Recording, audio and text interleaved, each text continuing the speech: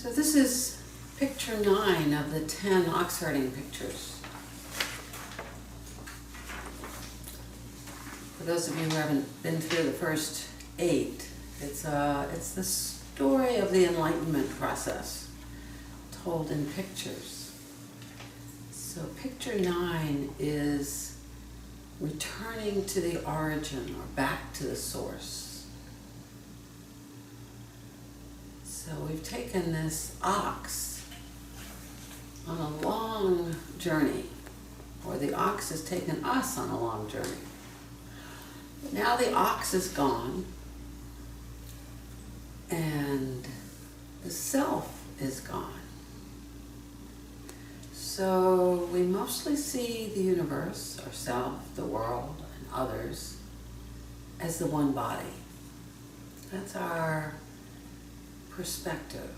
Now, we're not always seeing the world from that perspective because, of course, we slip back into the relative, and sometimes we have to be in the relative, the world in which is dualistic. That's not a false world to be in. But we now see the absolute quite clearly. So returning to the origin, or back to the source, what is this origin? What is the source? We talk about the source in the sutra, identity of relative and absolute. What's that line? Start from the beginning. Get to it. The source is clear and bright. The source is clear and bright, flows clear and bright, yeah. So the source is something we actually experience. This is something that we experience when our thoughts settle.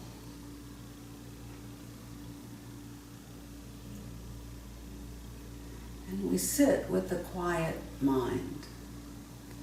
The quiet mind is light and bright. And there's an experience of interconnectedness. That's the origin, and that's the source. So this is the preface, originally immaculate, without a speck of dust.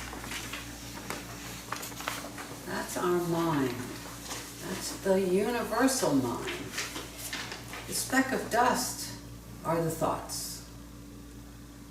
So the moment the instant we leave that clear, bright source and begin to think again, we're covered with dust. It's okay to be covered with dust. There's no problem there. But that's the description. Dust has now littered our mind, which a moment ago was clear and bright. But watching appearances come and go, you reside in the serenity of non-doing. So I was working on this talk yesterday and sitting outside in the backyard. It was a perfect day. Not particularly hot, but comfortably warm. There was a lovely little breeze. And I was watching my thoughts come and go. I was watching the trees blow in the breeze, mainly the tops of the trees. They're quite tall, those those trees outside. So only the tops moved in the breeze. The birds came and went.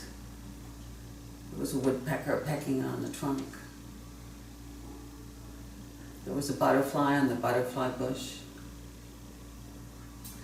So with that quiet mind, there was just those appearances coming, flowing through my mind, flowing out, a new image appearing.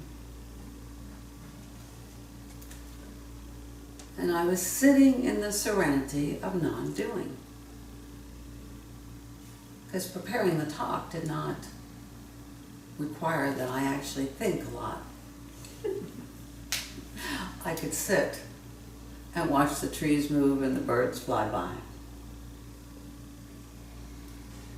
But this is not the same as illusion. So why cling to it? So the moment you begin to cling to this quiet mind, you're stuck. You're really not there. You can't cling to it. You have to allow the movement to flow. And the movement indeed are those thoughts, the images, sounds, lots of sounds. The rivers are blue, the mountains green. Sit and watch them rise and pass away. So I was imagining sitting and watching the mountain pass away.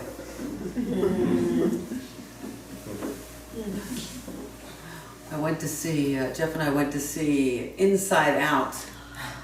That was great.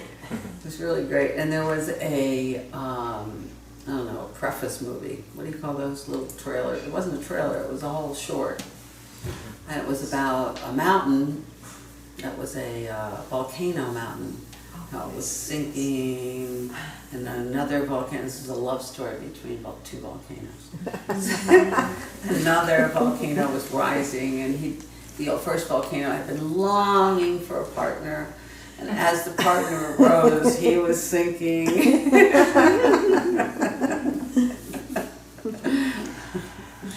So then there was another eruption, and the original volcano rose up right next to the little female volcano. So now they were partners for who knows how long. So I wonder how old you have to be. I guess only the earth can watch the mountains come and go, or the sun or the moon. A lot of mountains are moving these days. So the verse. You returned to the origin, went back to the source. Such wasted effort. So why is that effort wasted? Finding the source. Because what happens when you find the source? Nothing. You realize this is where you've been all along. It's totally ordinary.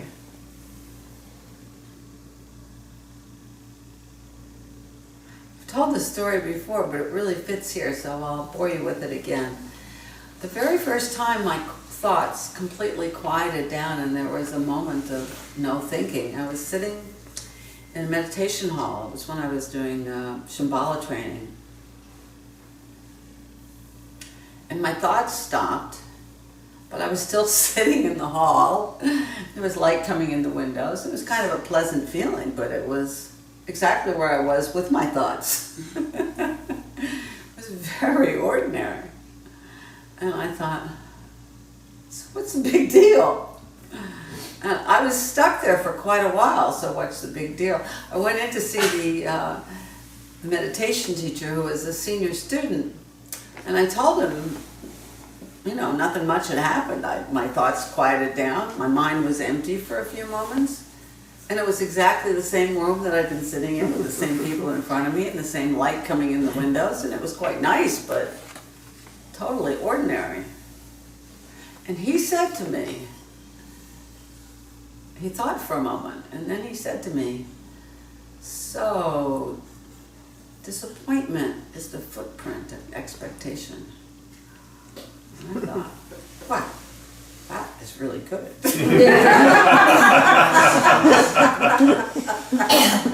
That was really good. It completely captured it. What was I expecting? He didn't make any other comment. Such wasted effort. Here you are, just where you were before. How much better to be blind and deaf. Blind. You're not going to be distracted by all those images out there. The sun, and the grass, and the birds, the trees. all the comings and goings. You can really focus from the inside. And same thing with death. The sound of the bells, the sound of the cars, the birds singing, the cicadas. Very distracting.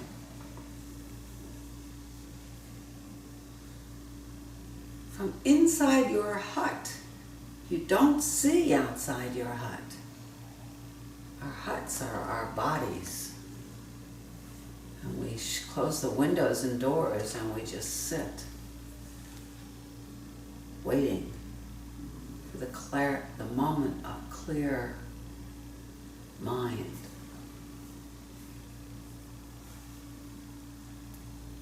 Let the streams just flow in.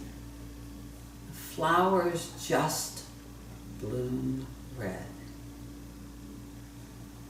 No judgments, no discerning, just seeing what's there. Very peaceful. Just what's there. And the poem at the end, the waka. The Dharma way, no traces on the original mountain. You are the original mountain.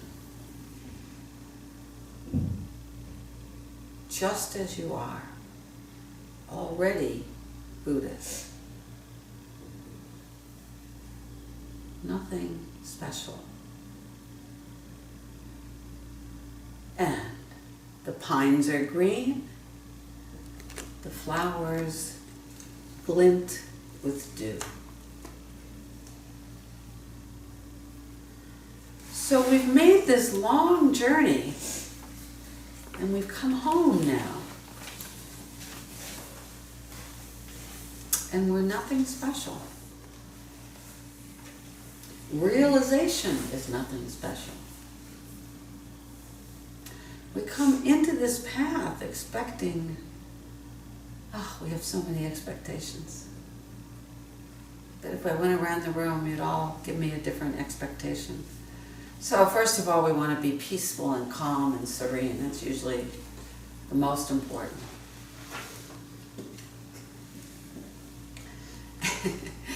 And secondly, we want to be wise. And we don't want to be angry. We expect to get rid of the anger and the dark thoughts and the sadness, all the bad stuff. Well, that doesn't happen. I loved it when the Dalai Lama told the story about how he gets angry at his staff when they don't do it right. Yes, I thought, him too. Just turned 80. How wonderful he's lived such a long life. So what are our expectations? What brings us to sit? What brings us to start this incredibly difficult practice? Maybe we all expect to be loved. We'll be perfect. Well, we'll be loved some of the time. But it's not a guarantee. We end up pretty much who we were to begin with. Except there is a shift that happens. Our perspective has changed. And there is a little more peace. We don't identify so much with our own thoughts, our own issues, our own self. There's a little laughing Buddha inside that says, "Did you just go there again?"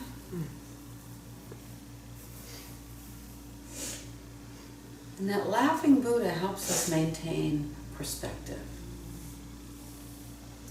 Perspective on ourselves, on life, on death. So there's an acceptance of our situations that comes at this point. We're okay with what is. Which doesn't mean we always want it to be the way it is, but we're fundamentally okay with it. So we're going to die. Yeah. Somebody's going to be born. We're going to get sick. We're going to get old. That one's the hardest.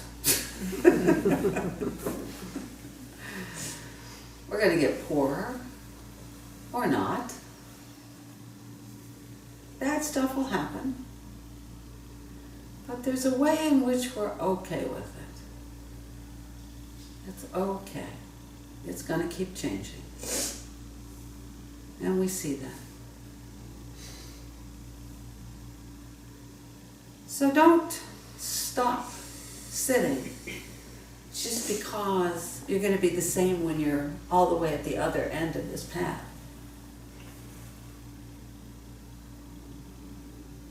There will be that little internal shift that all the stuff that drives you crazy, you'll be okay with. And that's a reward. That's a reward. So keep that practice going.